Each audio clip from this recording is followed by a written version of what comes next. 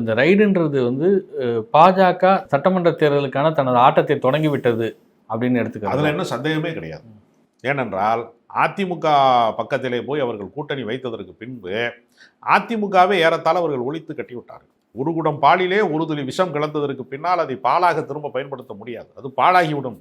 இப்போ அதிமுக என்கிற கட்சி நிலைமை என்னன்னா, நீங்கள் ஒரு ரொம்ப வேடிக்கையான விஷயம், ஐ பெரியசாமி வீட்டுக்கு வந்து அமலாக்கத்துறை வந்து விசாரணைக்கு போகிற போது அங்கே நீங்கள் பார்த்தீங்கன்னா ஓபிஎஸோட ஆதரவாளர் ஒருத்தர் திமுகவில் சேர்த்துக்கங்க என்னன்னு சொல்லி பழனியினுடைய முன்னாள் சட்டமன்ற உறுப்பினராக இருக்கக்கூடிய ஒரு சுப்புரத்தனம்ங்கிறவர், ஐயா என்னை வந்து சேர்த்துக்கங்க அப்படிங்கிறக்காக வந்திருக்கிறார் காலையில்.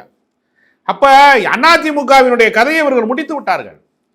அதிமுகவின் கதையை முடித்ததற்கு பின்பு திமுகவை வந்து கலைத்து விட வேண்டும். திமுகவில் இருக்கக்கூடிய அதிகாரம் இப்போ அவங்க குறிவைக்கிற ஆட்கள்லாம் நீங்கள் பார்த்தீங்கன்னா கொங்கு மண்டலத்தில் தேர்தல் அரசியல் என்று வருகிற போது ஏற்கனவே கொங்கு மண்டலம் அதிமுகவின் கோட்டை என்று வர்ணிக்கப்பட்டது உண்டு.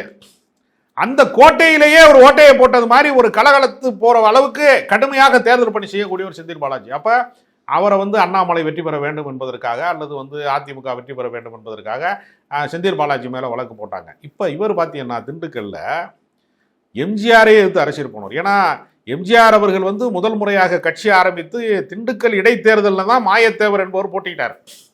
அங்குதான் இரட்டை இலையே உதயமானது. மாயத்தேவர் தான் சொல்றாரு இந்த சின்னம் நல்லா இருக்கு அப்படின்னு சொல்றாரு.